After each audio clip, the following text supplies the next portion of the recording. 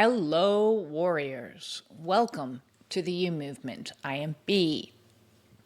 It's been a hot minute since you've seen me last. Somebody in the group on Friday was asking, where's all the videos gone? Because yes, there used to be a time that I was doing a video almost every single day.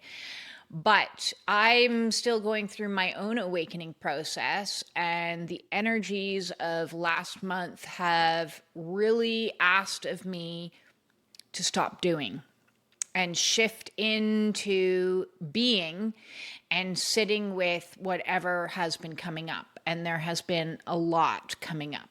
And so I have wanted to put this video out for a period of time, but I simply didn't have the capacity to do that. There will be stretches in your awakening path where you don't have the capacity to do what you once did.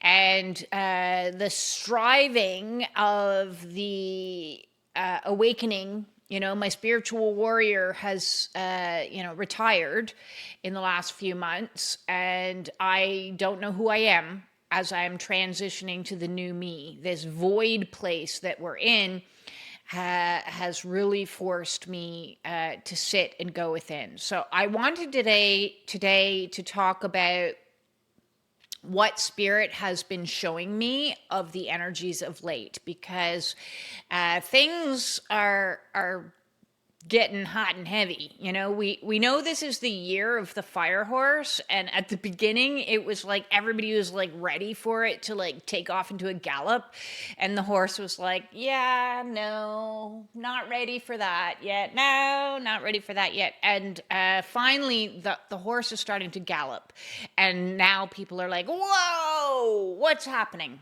Okay, so what is happening is the veils of illusion are disintegrating. What does that mean? Well, it is the veil, spiritually or metaphorically, is what separates us from seeing the truth. It is our beliefs, the things that we project upon others. It's our attachments, the things that we like to hold on to, like our own identities. I loved that identity of the spiritual warrior. It's also our assumptions about certain things. It's basically everything we think we know that we don't actually know. We think reality is one way, and then what happens is the veils of illusion begin to disintegrate, and we're left seeing reality and a new truth. And it can be very overwhelming, because the truth that we were seeing before was a distortion. When you look through a veil, if you've ever worn a veil, if you've ever looked through thin fabric, everything seems a little bit different than what it is. And the reality is, when these veils falls, things aren't just a slight deviation or a slight distortion. Sometimes it's the polar opposite that's actually true. So when these veils begin to fall on the spiritual awakening, it can be quite alarming. And so I want to talk about that today. And I'm breaking today's video down in a new way. So another veil of illusion has disintegrated that I don't need to do prep. This time I've actually done prep work, which is amazing. So I might look over here a little bit, because I have notes set up for myself. Instead of just coming and channeling the message, I have a framework on which I'm using. So this is new, and it's part of the integration of my own masculine energy and my own feminine energy, because the masculine creates a container. And so my container is created much nicer with a nice new microphone. Hopefully this will make me sound better, because I was struggling with that from my own perceptions. The veil of illusion that I sound horrible, because I'd been told that my whole life, was problematic. So we're on microphone number 3. Which is a special microphone, hopefully to give me greater clarity.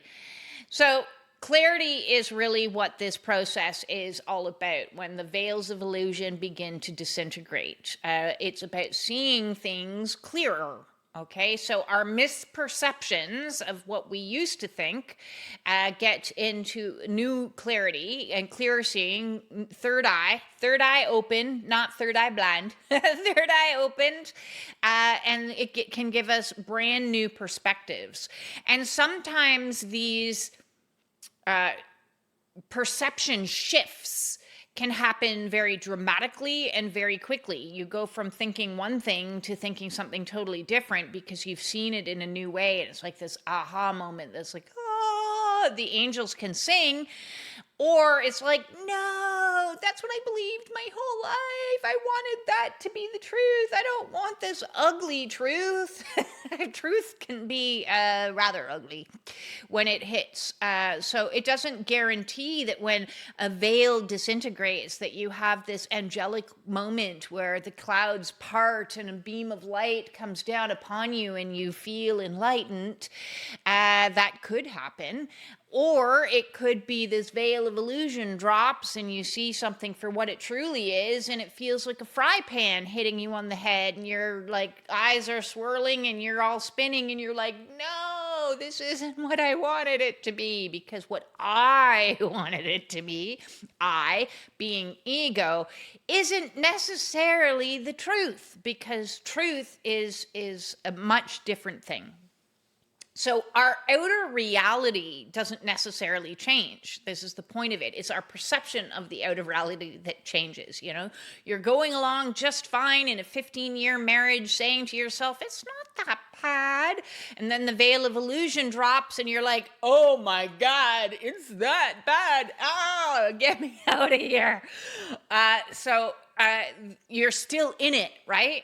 But when the veil drops, it disintegrates and you see it for what it truly is, then you start to act and be different in the world, because you're acting from a place of greater awareness of what reality actually is. And this is one reason why gaslighting is so devastating for people, is because they feel like they're living in one reality that isn't reality, right? And that can be one of the illusions, or part of one of the illusions that comes into play when we're having relational awakening, is we realize, wait a second, there's something very off here, and I need to run for my life. Okay, so that next moment that can come as like what I call a holy shit moment. Like, I got to change. I got to do something differently. I got it completely wrong. And for me, 2019, and it was just like a simple thing that happened. I went in to like talk to my ex about something, random anything. And I knew immediately I was getting defensiveness and deflection and all the like normal communication things that would happen, so that I knew that nothing was going to happen. And I walked back into my bedroom because I slept in a different room, and I laid down and I started crying, and I had the wake up that like, it's never going to change. It's never going to change. And at that moment, the veil disintegrated, and I knew I had to start working towards escaping from my marriage. Now, was it an overnight thing that the change? No, it took another 5 years for me. And in those 5 years, it was like, I'm going to just put this veil right back on, and then no, it gets ripped down again. No, I'm going to put this veil right back on, and then it gets ripped down again, until there's nothing left. It's just torn to smithereens, and you just see exactly what the truth is. So another thing that's quite interesting when our perception goes through a dramatic shift is it can pull you into the complete and utter opposite polarity. Okay? And so an example of this that I've seen over and over on my awakening path is people that had very staunch beliefs about certain things. For example, veganism. I have known many people that were in the vegan camp, and then they got a health issue. And then the health issue, they started to do their own research because it was continually getting worse and worse. And they realized they needed to be on a more carnivore-based diet. And I can tell you, for somebody that has strong beliefs like veganism, to have to eat meat is like devastating, absolutely devastating, because they want to live their life from a moral belief. That's a thought form, and their biology, their physiology is demanding of them that they do something different. So I've case in point, I went to a healer woman years ago, and she had been a vegan for 25 years and had developed a neuropathy in her face. She was getting like these nerve pains, so probably similar to like trigeminal neuralgia of some kind. And she did her own research, and she became a carnivore diet. And she said the ego death process that she went through to start eating like that was devastating to her, absolutely devastating. So it was very much like a fry pan moment. But so you went from one polarity into another polarity, and then ultimately spirit will bring you back into neutrality. So I can guarantee she's no longer judgmental to people who eat meat because she has to eat meat, right? And there's the karmic lesson, the spiritual lesson in it is, if you're in one polarity and you're like, this is the way it is, this is the way it should be, this is, and then karma comes along and goes, oh, now you got to go over here to be in this polarity for a period of time, and you see it from a different perspective, and then eventually you'll come back down into neutrality. Be forewarned that wherever you hold very staunch, unmoving beliefs about anything, beliefs about yourself, beliefs about the world, beliefs about people, beliefs about anything at all, spirit might come along and shove you into the opposite camp. So, you know, if you looked at karma from a perspective of in a past life, maybe you were a white supremacist, and in this life you're born as a black person, you know, but what's happening now is we are in accelerated learning. So we don't have to wait for next lives to learn our karmic lessons. We're learning them in this one. So in this life, we can be a zealot religious person that has very structured beliefs around, you know, all the things you shouldn't do. And then something happens in their own life and that opens them to having to live from this point of view. Maybe something extreme like you're very pro-life, and then your daughter gets sexually assaulted, and then you're looking at things from a totally different perspective. And then boom, maybe you're a little less judgmental, you know, in the future. You've switched camps, and then you come into neutrality. So what happens is this becomes both a liberation of one polarized way of being, and then gives you greater freedom, but it also means that a whole bunch of grief of the old self before it accommodates a new reality for you. You know, it could be a very difficult process. So there's a little bit of history that I want to give. Here's our history lesson. From the Vedanta or Maya perspective, appearances and mental constructions are how we view the whole truth. So we're viewing truth through the mind. And on a spiritual awakening, our mental capacities, our mental framework begins to crumble, and we start seeing things from the spiritual point of view or through our heart. Or so we're no longer just limited to the mental reasoning. The Buddhism also talks about the veils of illusion, but they would call it avidya. Sorry if I mispronounce anything. And this is talking about all our misperceptions, all the things that we like cling to, all the suffering, right? So Buddha talks about the Four Noble Truths, the first noble truth being all is suffering. And we create our own suffering by how much more we hold on to things, the things that we refuse to let go of, you know? So whether that be addictions, a job, a relationship, we're creating our own suffering when we hold on to it. Spirit is nudging you to help you let go of things. And we're like, no, I don't want to. I don't want to. I've known this. This is my comfort zone. I'm familiar. And then what happens on an awakening process is tower moments come along and destroy that which you were attempting to hold on to. So I recently had somebody ask in one of the Spiritual Warriors support group meetings, what is a tower moment? And so a tower moment is described through the teachings of the tarot. So the tarot has a lot of spiritual truths embedded into it. It's not just a fun game. It's not just a divination tool. It has a lot of archetypical energies that we can understand through these pictographs. So the traditional rider deck, the traditional tarot, has the Tower card, and I'll show you here.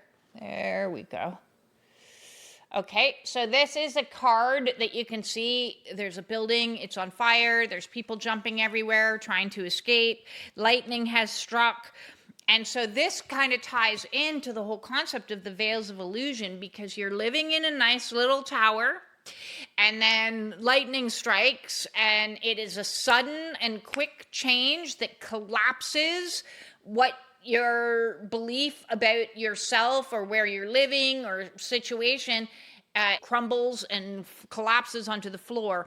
And in so doing, what happens is you're forced into it. It's no longer a choice. You're forced into finding a new job. If you've been fired, you're forced into moving out of the house. If your relationship is crumbled, you're forced into selling the house. If your relationship is crumbled, you're forced into a sudden new way of being. Maybe you have a medical condition and that's forced you to reassess how you're living your life. So there's many ways that a tower moment can come that's going to bring about a sudden shift to facilitate, it's not to punish you, it's to facilitate you letting go of the attachments that you're holding onto that are causing your suffering. And ultimately, you will be moved into something better. So the longer I held on to my marriage for a faux sense of safety, and Spirit was like, no, this is gone now. We're gonna destroy this, we're gonna destroy that. Everything's gonna be destroyed for your highest and greatest good, so you can come into a new level of perception and a new level of awareness and move yourself into greater alignment with Spirit. And thus, let go of the suffering. Let go of the things that you're holding on to that are causing you suffering. The most perfect example of causing you suffering that is smoking or an addiction. At the beginning, and there's no judgment in this, at the time or in the beginning that you started doing these things, it served a purpose, and then eventually it stops serving you and starts harming you, starts causing suffering. So a long-term smoker might develop sinus issues, which I did. I had to have a sleep apnea machine, and I'm like, why am I putting a sleep apnea machine on my face in the nighttime if I'm putting a cigarette in my mouth in the daytime? That's ridiculous. New level of perception. I need to let this go so that I can get rid of this thing that I don't want.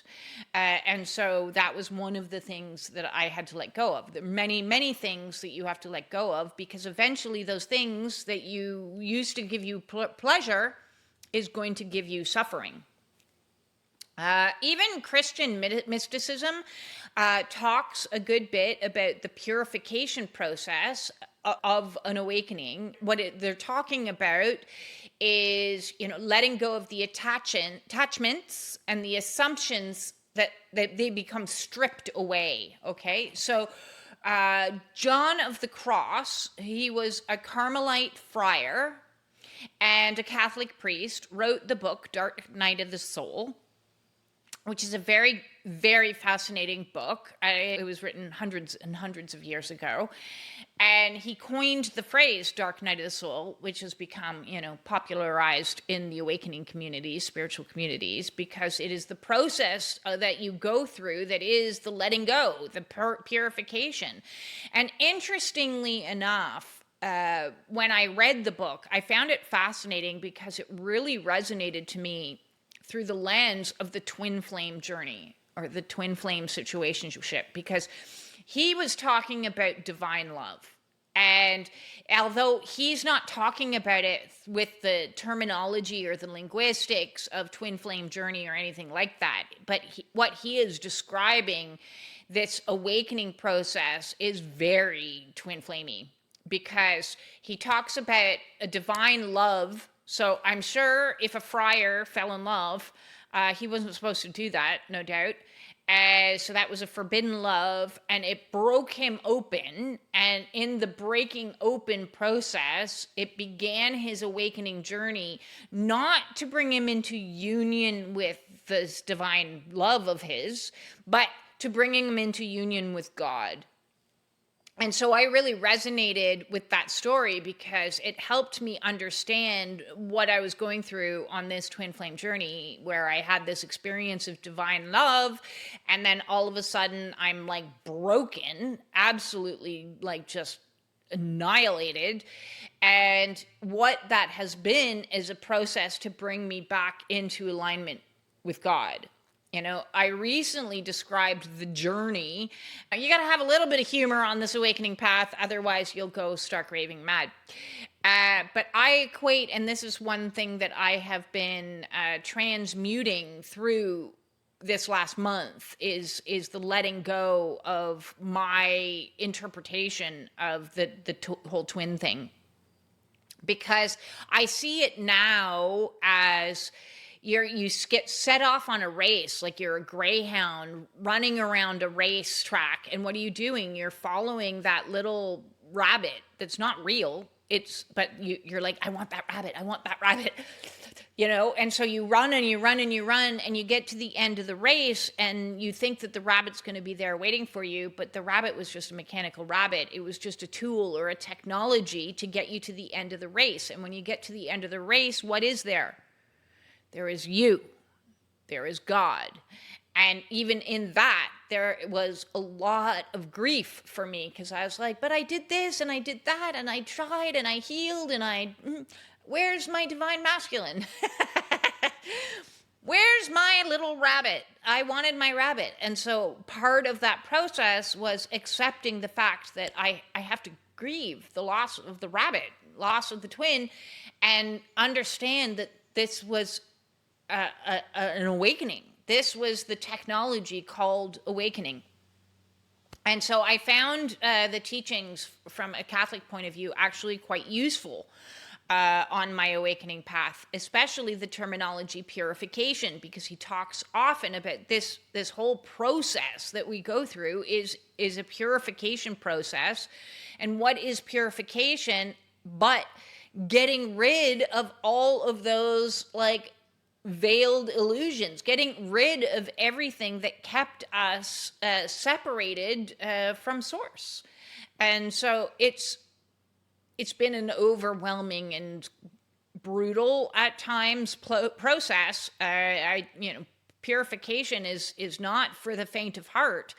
However, it's also been a blessing and miraculous all at the same time. So there's another polarity collapsed, that awakening in itself is both it's both sides of the spectrum. It's horrific and it's magnificent, all wrapped into one. It leaves you in a state of awe. Through a spiritual lens, or new age lens, the veils of illusion is presented more as in, there's always a seeking, higher vibes, raising for this, there's a sense of seeking. And in the seeking, it isn't being, it isn't being in the present moment. I found it quite interesting on my own path and my own spiritual approach that it's really shifted dramatically as the illusions began to fall away. And I'm going to get more into that in a little bit. Lastly, on the history, I wanted to just talk a wee bit about like Jungian, Carl Jung's philosophies, because he talks a lot about like projection, right? And so this is like putting hopes and meanings and qualities onto another person, and as the veils of illusion disintegrate from his point of view or perspective, we are brought into our own individuation. We're withdrawing from projection and we're like sitting with introspection. So that's also interesting. So my point being that historically, just because different backgrounds use different terminology or different ways to define it, it is a common understanding for thousands of years of an enlightenment process, goes through dramatic shifts in perception. So next I want to talk about what are the seven veils. Like I view it, okay, my own personal theory is that there are seven veils. Many people might say there's more, but I'm going to say that there's basically seven. And the first veil that begins to disintegrate along this process is the material identity of defining oneself through the material world. And so that can be how much money you have, your status, your looks, your achievements, your productivity, recognition. Like I am a valuable person because I have lots of money in my bank account, so I'm better than other people, is a material identity. Same could be said for the opposite. I'm not of any value because I got no money in my bank account, and I'm just got poverty consciousness over here, so poor me. Both of those are just perceptions. Neither of those are actually true, because both are inherently people with value just because of the fact that they exist. It doesn't have anything to do with how much money you have. Money does not make one more valuable than others. It just simply means that you have taken or attracted those energies into your reality to learn certain lessons from. So some people might, in that situation, suddenly lose all their money and then be in poverty for a period of time. I know somebody who was a very wealthy person and lost everything and became homeless for a period of time, and eventually Spirit's going to bring them back into neutrality, and I can guarantee that broke a whole new reality open for them. Equally said, somebody may be raised very impoverished and all of a sudden work hard and change their life and become wealthy, and that too is a huge shift in consciousness. I went from being in debt to having enough money to get by, and I'm like, what's happening? How do I integrate this? This is a whole new reality for me. So again, it's going to swing from one side to the other side until you get into some neutrality. Looks is a funny one because, I always said it would suck to meet your prime in high school or as a child, even worse. So you're really young and everybody puts your entire identity around your attractiveness. Like maybe you're a little girl and everybody's like, you're so cute, she's so cute, she's so cute. So you believe your identity is based around this cuteness factor. And then you grow up and you become less cute. And then people aren't giving the same compliments. That would be a massive shock. Or you see these guys that are the football studs on the football team in their last year of high school, and they grow up and then they're they hit their prime young. Nobody wants to hit their prime young. That's not a good thing, because you might build an entire identity around the indoctrination of what you've been told, good or bad. You're amazing or you're not.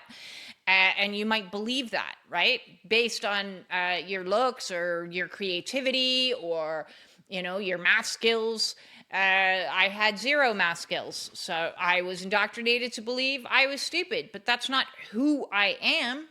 And well, they've invented calculators, so that doesn't define me anymore, just simply because I can't do my sevens times tables. Damn those times tables, man. Autistic brain could not hack that. But then I went on to get like a 3.95 GPA in an addictions-based course because there was no math. Right? So that's not your identity.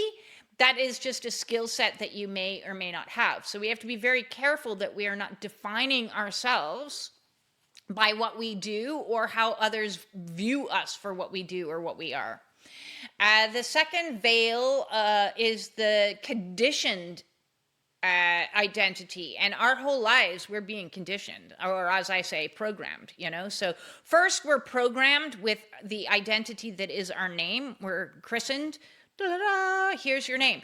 I don't even use my name anymore because neither my first name or my last name resonates with who I am. Since my awakening, I dropped that identity. I let it go, as did I dropped my cultural identity. So funny story, I was remarketed in my adoption papers as a little Métis girl. Okay, that's how I guess they figured that, nobody wanted French girls, so we're going to remarket her as a Métis girl. So my entire life, I believed I was Métis, which is, if you don't know, a cross between French Canadian and Indigenous. So I personally thought that I was part Mohawk. And that was my core belief my whole life. But then in my 30s, I met both of my birth parents, and both of them said, we're not Native, we're French. So then I did one of those DNA test kits where you spit into a vial and you send it off. I wish I hadn't have done that now, because now my DNA is in somebody's department. So I'm not recommending that. But I spit in one of those vials. I got a nice little report that said I was French, French, French, French, French, French, French, French, Viking, Irish, 2% Native. So my entire life, I believed I was a repressed people. My course that I took in college was a Native-based course. I learned Ojibwe. I went to Native community events and powwows and learned from the elders. And these were my people. And then I discovered, in my 40s, that I'm French and I'm a colonizer. And I'm like, no, fuck this. I'm neither. Just take your cultural identities and shove it. I am now a starseed in a human body, but I am of no particular culture. I refuse to have one. And I very much refuse to identify myself as anything that somebody else has told me that I am through the conditioning that we receive. So conditioning can also look like all the cultural programming that we receive that says, in this country, women are supposed to behave a certain way. Men are supposed to behave another certain way. So the whole patriarchal system comes into play with conditioning. And I want to make it abundantly clear that I firmly believe that the patriarchal system screwed men as well as women. Okay, so I had somebody accuse me the other day of being a man hater. And I said, I'm actually not. I love them. They're delicious. But instead, I've hated what the behaviors, the violations. And that's another thing that I've been processing through this last month, as many other women in the divine feminine collective are processing right now, is the cultural identity that says women are supposed to be repressed. Women are supposed to be homemakers. Women are supposed to be put up and shut up. Women are supposed to stay silent. There's a lot of conditioning that have been placed upon women. And I'm not saying there hasn't been conditioning that have been placed upon men. There absolutely have. And men need to look at those conditions as well, because if you're sitting in an identity, if you're wearing a veil that says I'm better because I have a penis between my legs, I have news for you. Spirit is going to come along and bring you into your own divine feminine energy for a period of time so that you can integrate a balancing.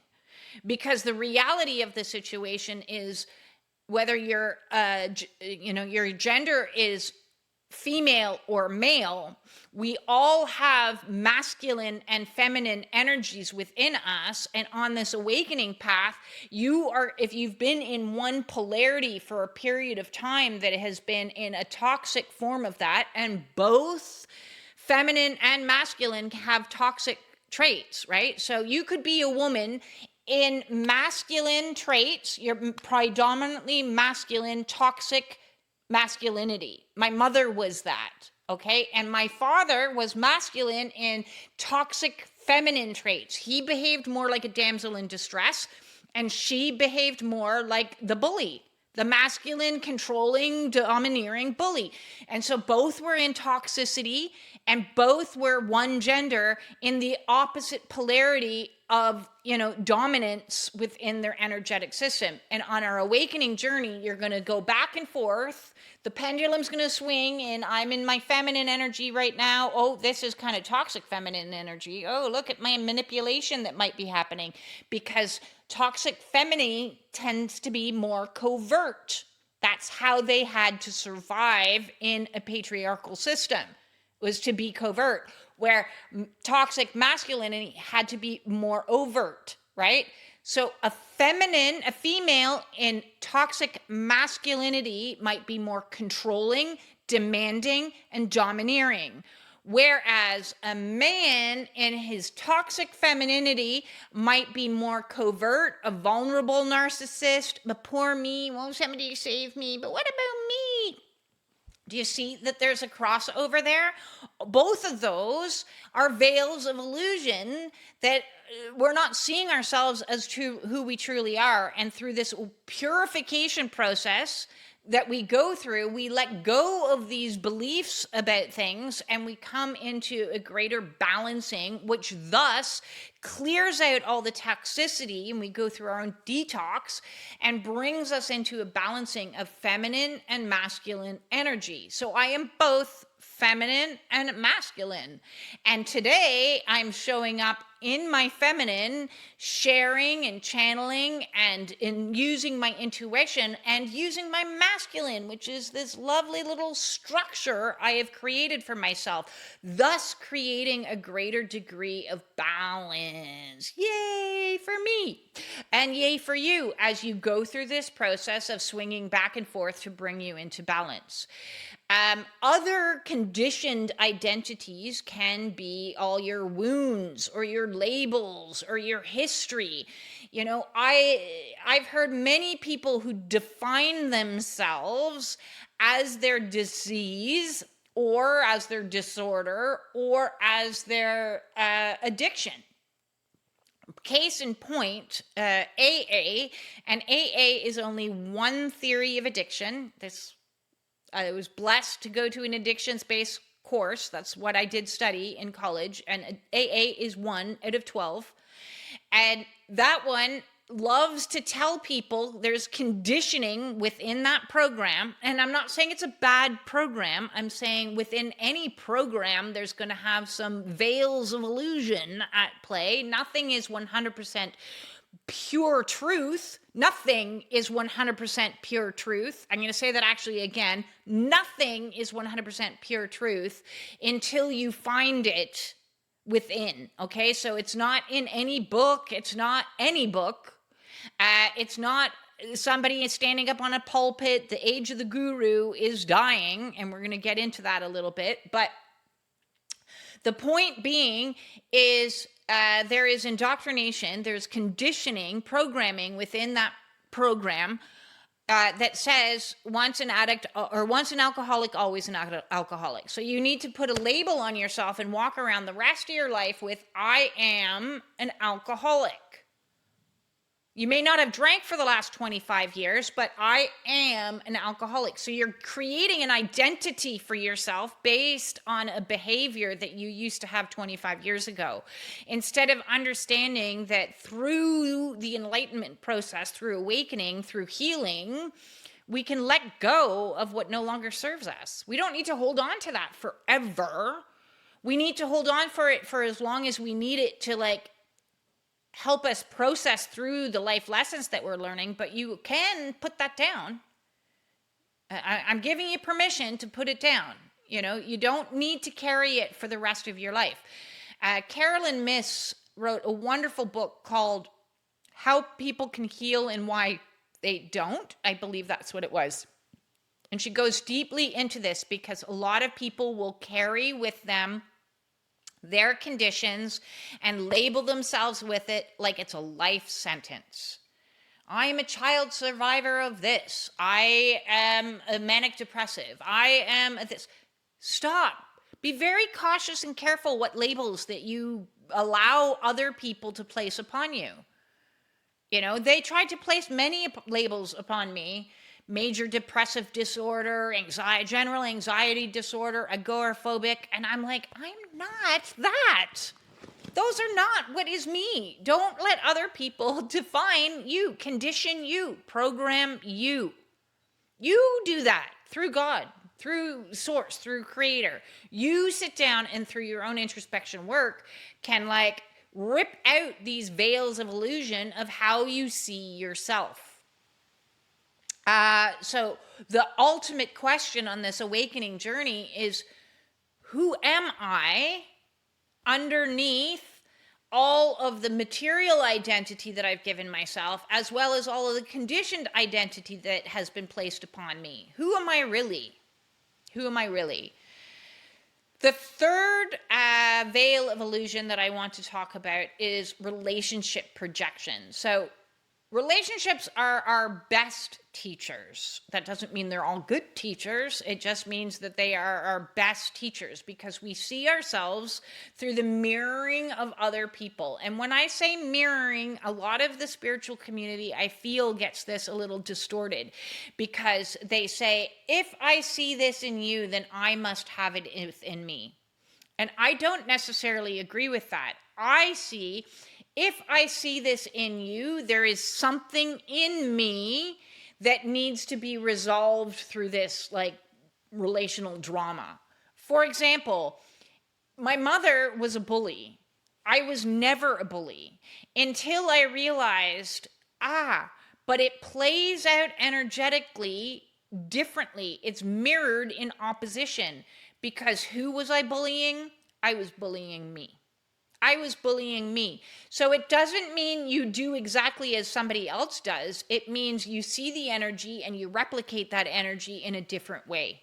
Okay, so it may manifest in a different way. It doesn't necessarily manifest with, you know, and this is where like conscious choice comes in. Just because somebody was traumatized doesn't mean they go out in the world and traumatize other people. You know, you can break that. This applies very much into the twin flame journey. So pay attention if you resonate with the twins, is we need to see people for who they truly are, not who we wish they were, and not who they have the potential to be. And the twin flame journey is all kinds of crazy because we have this thing called soul recognition, which means on a soul level, you recognize them for their highest and greatest self. On a human level, on a 3D level, they may not be that. And you may not be that. So if myself am not living in my highest and greatest timeline, why would the person that I resonate as being my twin be? That doesn't make any sense, right? So we're both carrying our own same amount of shadow that's being mirrored out, but we get lost or confused in the illusion that is, but they could be this, but they could be that, but they aren't. But they aren't, at least maybe not in this present moment. Who are they now? What is happening now? And this is where relationship trauma comes into play, where we have to learn how to recognize and pay attention to actions and see them for who they truly are instead of seeing them for who we wish they were. What it could be like. Because when we're projecting ourselves into a future timeline, we're not being in the present moment. We're not accepting the reality of this. And getting into the present moment is very challenging. It's very challenging because the present moment isn't the way that you necessarily want it to be. You want them to be who their future self is. You don't want them to be who their present self is. So the distortion between potential and reality is one of the illusions that needs to be worked through on this awakening so that we can learn greater discernment. It's the lesson of discernment that happens over and over and over again. And like, why do I keep attracting the same type of person? Why does the same stuff keep happening? Because we haven't yet learned to learn discernment. So Spirit's going to keep shoving you people into your sphere until you get the lesson. And it's like God sitting there going, are you sure? Are you sure? And then another one comes in and you're like, yeah, I'm going to watch this time. I'm not going to jump to the conclusion that you are who I think you are. I'm going to actually wait and see what you do, how you show up, your actions, your behaviors, the reality of it. So that's a big lesson on this twin flame journey is relationship projection. Number 4, control. Okay, control is a big issue for a lot of people on this awakening path because that's our ego thinking that it knows everything and it's going to micromanage the universe. And listen, I absolutely raised my hand on thinking that I could micromanage the universe and do it better. It was like, these are my buttons to control the universe. Boop, boop, boop. I'm going to just micromanage things like, because I can do a better job. Well, there's no reason for that to happen. There's no reason for, if you just behaved like this, or if this just happened, and if I could just that, then it would be so much better.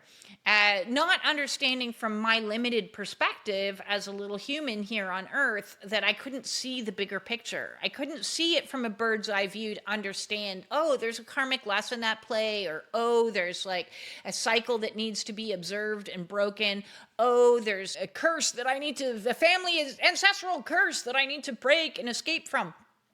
So if you don't see it from a different perspective and you're walking around with the veil of illusion that is the ego, it's a little bit like that character Loki in the Avengers movies that just runs amok. Because control is like, if I just try to do this, or if I just love enough, if I just love them enough, they're going to change. If I just heal enough, then I'm going to change. And then I can control the outcome. So it goes back into thinking that you have some mastery over outcome, and you don't. And Spirit will, again, teach you one lesson after another lesson after another lesson until that veil of illusion that says I have any control over anything completely disintegrates, and you're left with the reality that I can control nothing. Absolutely nothing is in my hands. Everything is divinely orchestrated, and I better just accept with what is and see them for what is, or see it for what is, and then navigate myself through the world without wearing rose-colored glasses, veils, delusions, projections. Instead, I'm seeing things through the lens of reality. And reality bites sometimes. And ultimately, we get to a place eventually where we completely and utterly surrender. And that's where I've been for the last month, completely surrendered. Can't do anything right now. All I can do is lie here. All I can do is pray. All I can do is sit in this anger. All I can do is surrender to this hatred that's coming up as I'm like facing the historical truth of what it has been to be a female on this planet for the last thousands of years. Okay, I'm going to sit in it. I'm going to just be in it. I'm going to comfort myself through it. I'm going to surrender to it. So whatever's coming up, you better surrender to it, because you're just going to keep getting more and more until you learn to surrender into it. Number 5 is permanence. Our belief, our delusion that somehow we can control time too. We cannot. Whatever we are in this present moment in time is not permanent. So we want to hold on to the good and we want to push off the bad. And good and bad is duality at play through the mind that's laying judgment. And so permanence says, stop doing that, get into the present moment, and understand that whatever is in the present moment is exactly what is supposed to be. We have to surrender to it. We just learned that. And that it too shall pass. The past constantly passes, And the past doesn't have to necessarily define the future. If you have a lot of trauma and hypervigilance, we're like, oh, well, this happened to me, so this is going to happen to me.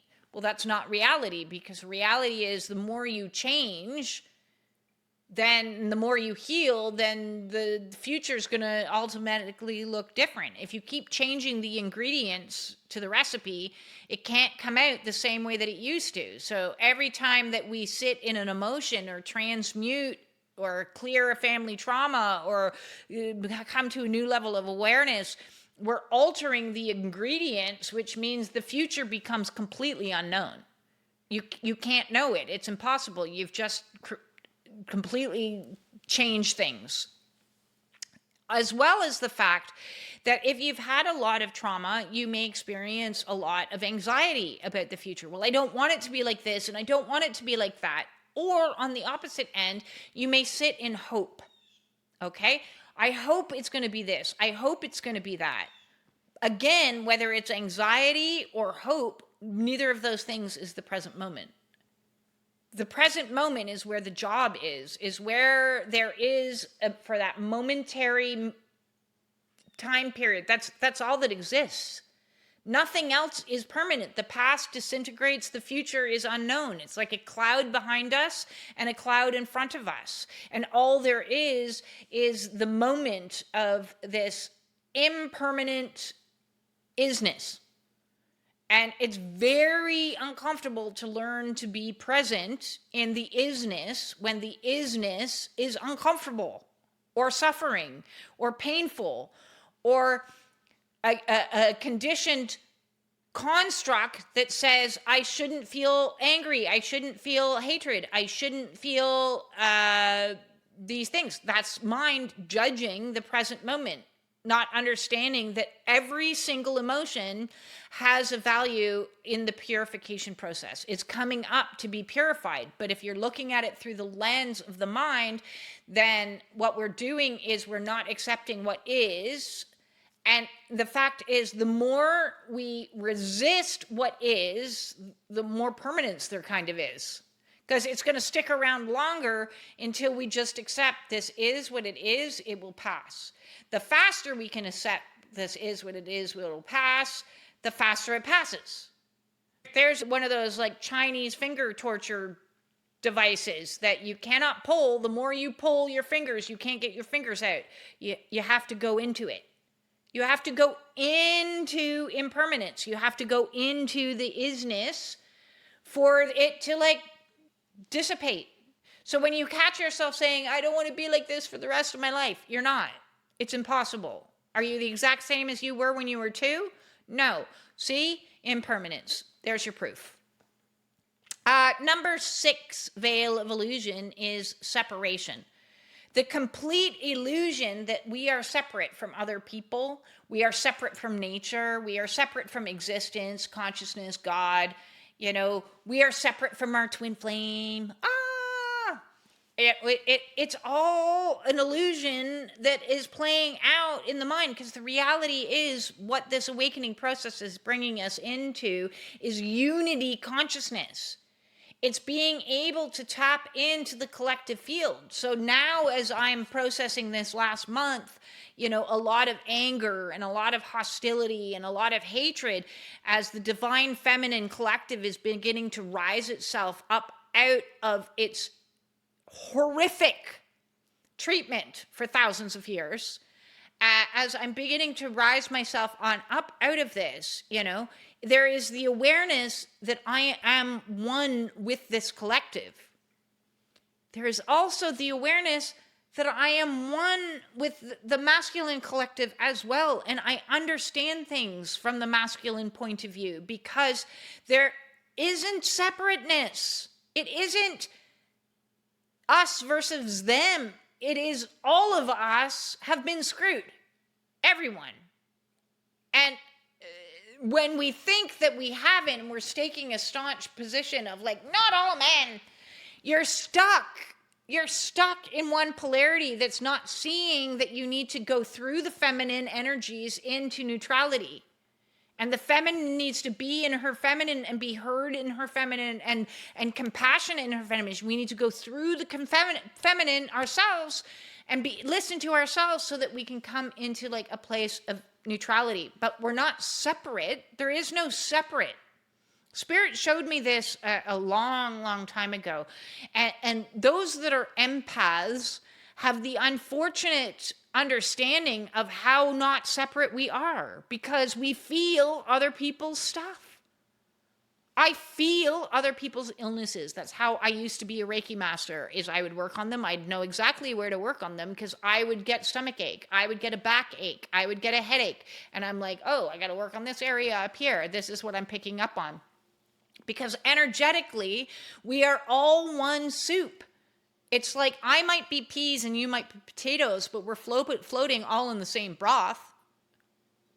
The earth and everything else is all in the same broth. And it's the height of insanity, okay, to think that we are separate. The fact that we poison the very air that we need to breathe as a humanity, the fact that we like pollute the earth that we need to feed us, the fact that we bicker among ourselves is like chopping off our left hand to give our right hand a better go. It's so nonsensical. It is such a like warped illusion. And as we like become more and more unified in our way of being, in our way of thinking, that whole veil of illusion that says I'm separate from anything begins to disintegrate, especially from God. And this is the point, is like, when I said you're chasing around the rabbit track, all go as a greyhound, and you get to the end and you're like, where's my rabbit? There's no rabbit, but there's God. And you're like, what is God?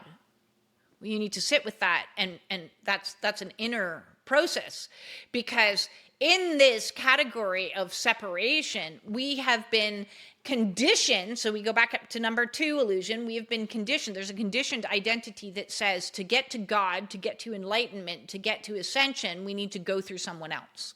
We need to go through Jesus. We need to go through the church. We need to go to a synagogue. We need to go to a guru. And what is happening all around us right now is a complete disintegration of this veil of illusion as gurus come out in truth that they're sexual predators, or that churches come out and the fact that they've been like hoarding money or doing some atrocities. You know, a lot of churches have been exposed in the last 20, 30 years of their role in some pretty vile behaviors. Or you know, you go and you find yourself a guru to help you through your awakening process, and they're wearing a false mask, and they're wearing the role of narcissist, a communal narcissist. So what is a communal narcissist? Is somebody that goes and spends times in the company of vulnerable people and leads them astray. And then you get cult leaders. That's what you get. You don't get spiritual teachers, you get cult leaders. You get dangerous people that have been given divine spark and used and abused it in a way.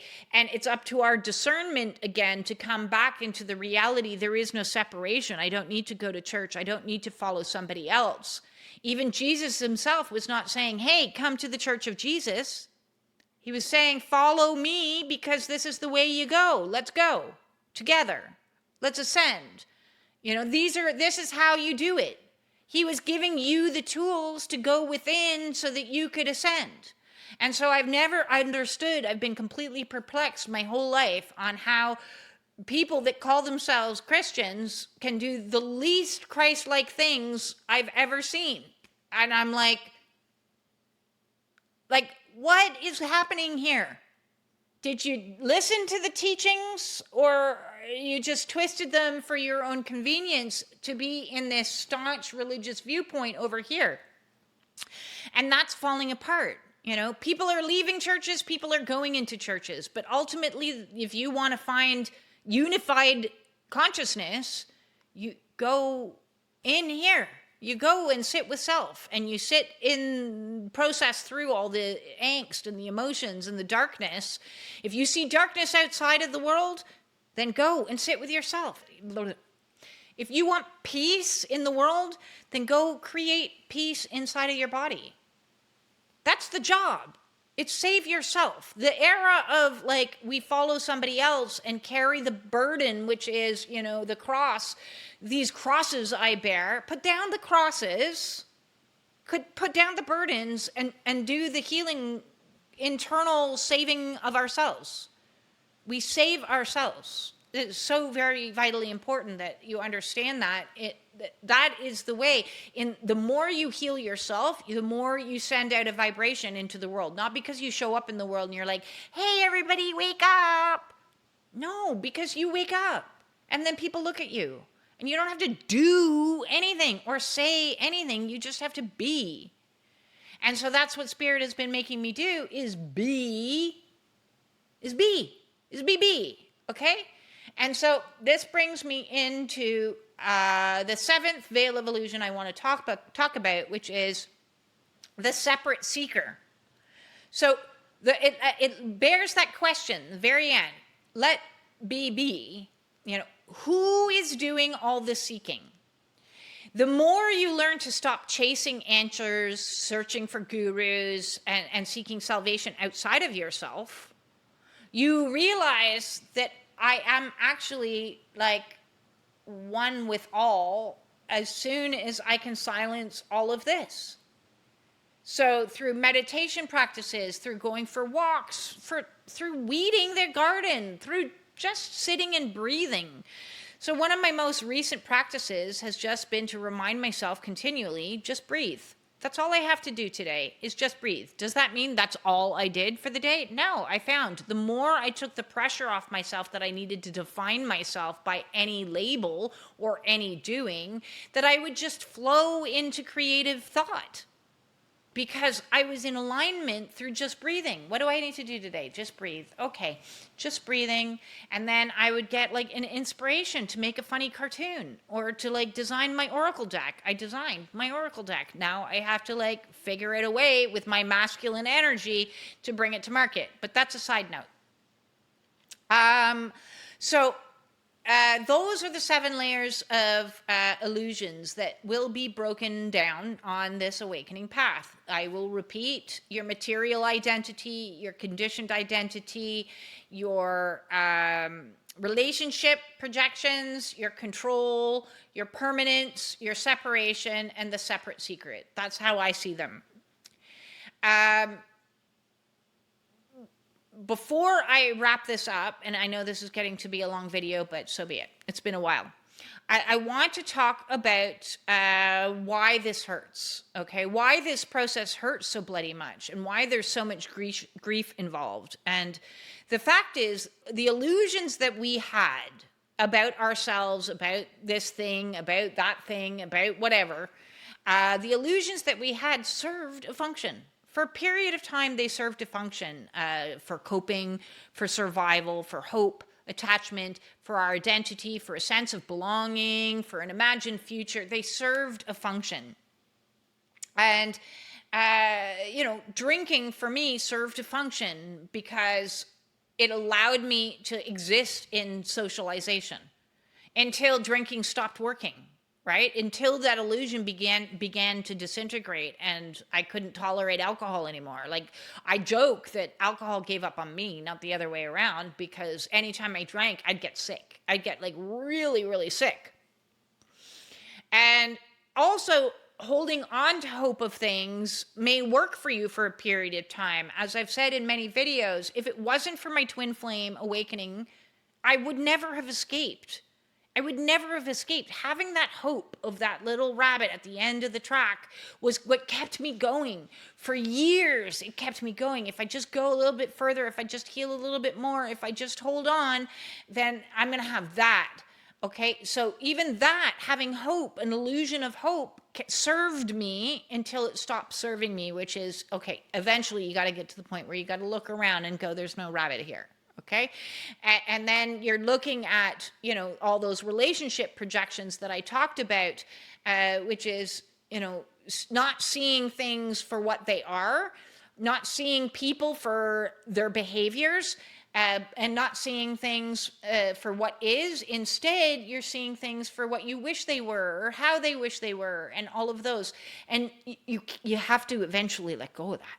You have to eventually let go of that and grieve. Allow yourself to grieve, because hope just keeps you focused on what isn't instead of what is. And we need to be present, not future. We need to be present. Reality can't support the old story. And so, as I mentioned earlier, tower moments are going to come in. Ego death is going to happen in those moments, and it's going to cause a lot of grief. And grief can look many different ways. It can look like crying and sadness and anguish and sorrow and absolute just like the worst expression of emotion coming out you could possibly fathom. It can also express itself as rage and anger and righteousness, and and those are important and necessary too. They are absolutely necessary emotions. They're not comfortable to be in, but it helps us see things for who they are. There's nothing worse than waking up to the reality that the person that you loved is a narcissist. That's horrible. The amount of grief that you're feeling, no, I didn't want it to be this way. It didn't have to be this way. Why couldn't they have just been this other way? It's absolutely horrific. And so you might feel a lot of anger that the situation wasn't the way that you wished it was. And accepting people for who they are might bring a lot of disgust up as an emotion. And so grief isn't just, sitting around crying. That might happen, but it involves a lot of other really nasty, dark emotions to be purged as you're going through this process. The removal of the illusion in itself is an act of mourning. So when you quit a substance, when you walk away from a relationship, when you leave a job, when you stop doing something that you used to do and love and you now have to do something different, allow yourself the opportunity to mourn that. That's how you let it go, is through the mourning. So release what cannot come through the act of mourning. Let yourself look at that last pack of cigarettes that you had as you're about to put them down and go, thank you. I honor the path that you walked with me. And so now it's time I let you go, and I'm going to give you a little burial. Maybe take your last pack of cigarettes and bury it and put a little headstone up or a little ceremony to let something go. I'm all for ceremonies. This eclipse that's coming up is all about letting go. So write down on a bunch of rocks all the shit you want to let go of and throw them into a river. Or write down on a piece of paper all the stuff that you're ready to let go of, that you're no longer afraid of who you will become without it. Your job or your marriage or your house, and write it down and then burn it and give it a sacred send-off. It's a nice Viking ceremony. I'm going to leave you with a couple of shadow work prompts, eclipse energy prompts that you can use to help you maybe let go of some of the stuff that you need to let go of now that you're seeing the truth about certain things. So these are my prompts. Get a pen, paper, write them down, pause, let's go. What am I being asked to see differently? What am I being asked to see differently? What story can no longer survive my present reality? What story can no longer survive my present reality? Where am I focused on what could be instead of what is? Where am I focused on what could be instead of what is? What am I afraid will happen if I let go? What am I afraid will happen if I let go? What identity am I ready to outgrow? What identity am I ready to outgrow? What truth do I already know but haven't accepted? What truth do I know but I haven't accepted? What cannot come with me? What am I ready to release? What cannot come with me? What am I ready to release? So that is today's video on the veils of illusion that are disintegrating. If you are going through tower moments and ego death, you have my utmost love and compassion. If you need help on your journey, please feel free to reach out to me, send me off an email, or hop onto my website, theyoumovement.com. Book yourself in for one of the Spiritual Warrior Support Group meetings, or book a one-on-one with me. Those are by donation with different price points depending on where you're at, financially speaking. Join the Spiritual Warrior Support Group on Facebook and ask a question to the general group. Other people can answer. We're growing daily, which is lovely. Drop a comment, drop a question, and I can try to make a video about it. I love all the comments that I get. I appreciate all of the support that I receive in regards to likes, shares, subscriptions. All of that helps me, it's like keep the channel going. The supers, the donations that I receive, I am so grateful for. This is my only form of income.